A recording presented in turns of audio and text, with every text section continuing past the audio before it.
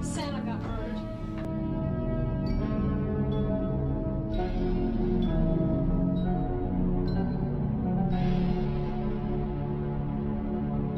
Is your daughter to give birth to a race of army elves?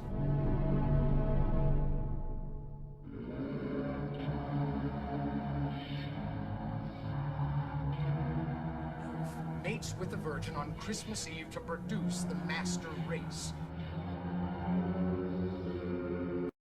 Hey guys, what's up? It's Biscuit Boo Horror Reviews, and I'm here with a review with my second of hopefully what I'm hoping to do 3 Christmas specials this year.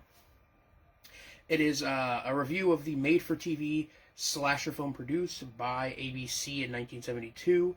I'm talking about Home for the Holidays. This is a film that I've known about for quite a while. I always kind of would see it mentioned sometimes in like the VHS groups I'm in, or when people say like, "Hey, what's a really underrated like 70s slasher film?" You know, this is a film that would come up sometimes.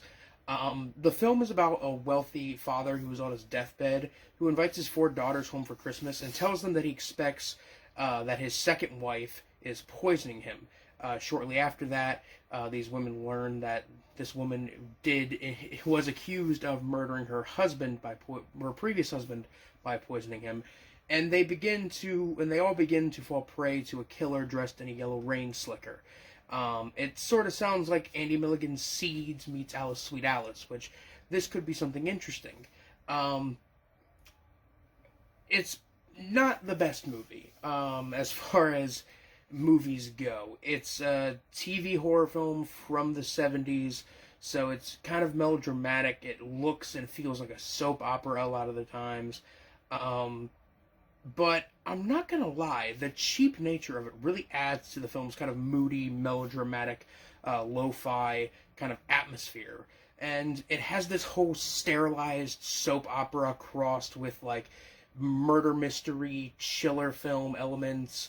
It has this weird kind of style that's like those two things combined that is really familiar feeling. Like, I swear to God, I've seen like a couple other TV horror films that are like that feel just like this.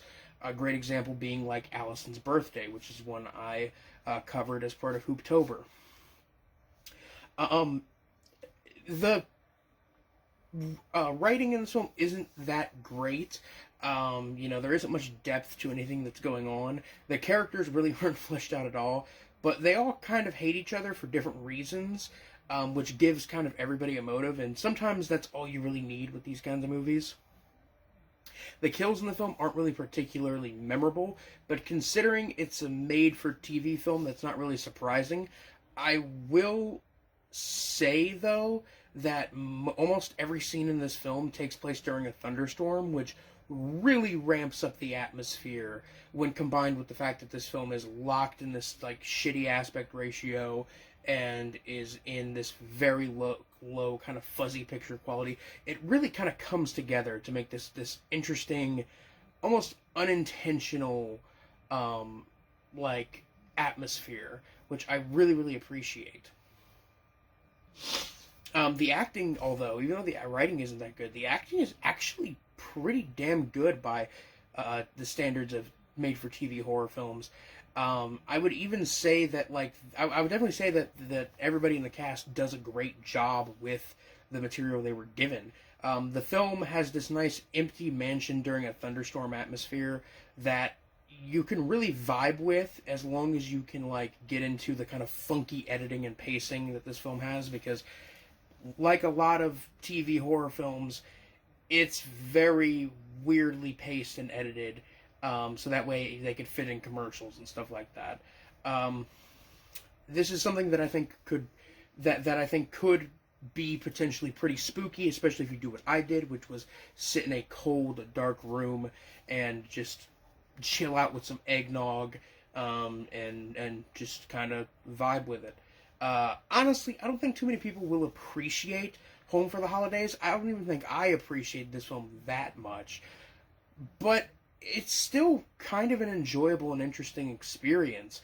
And I think that fans of the classier kind of early slasher films like Peeping Tom and Black Christmas and like Psycho might get something out of this film. Again, if they can kind of get into the weirder pacing.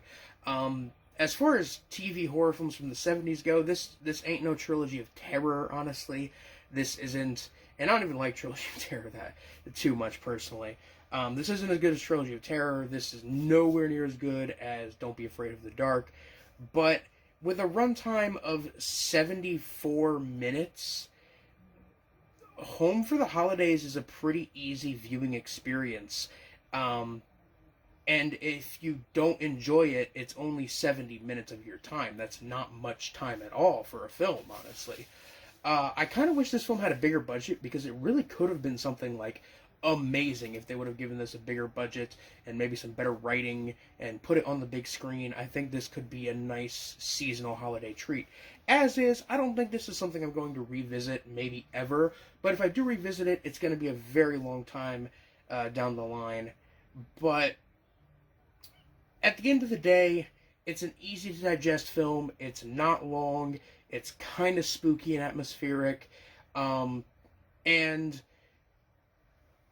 you know, those are all things that horror fans kind of require in entertainment this time of year, is something that be easy to digest and relatively, you know, enjoyable.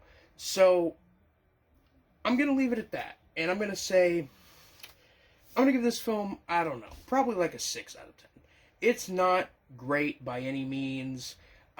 It's almost good. But even if it's almost good, it's not something I think I'll come back to super often. But if I do come back to it, it's going to be a few years down the line, like I said. Either way, not a bad little film at all. I don't know if I'd recommend it, but those are my thoughts on Home for the Holidays from 1972. Thank you guys for watching. Hopefully, I will have a third holiday special coming down the line in the next week or so. Hopefully, because I really want to get one out, but at the same time, I'm feeling super fucking lazy right now, and I kind of don't want to do it. But I'm going to try, damn it. I'm going to fucking try. I promise you that. Anyway, guys, that's it for now. If this is the last holiday special and depression and or computer problems and or whatever gets in the way, if this is the last one, happy holidays, Merry Christmas, have a great one. If it's not, I will see you guys next time. This is Biscuit Horror Reviews, signing off. Peace.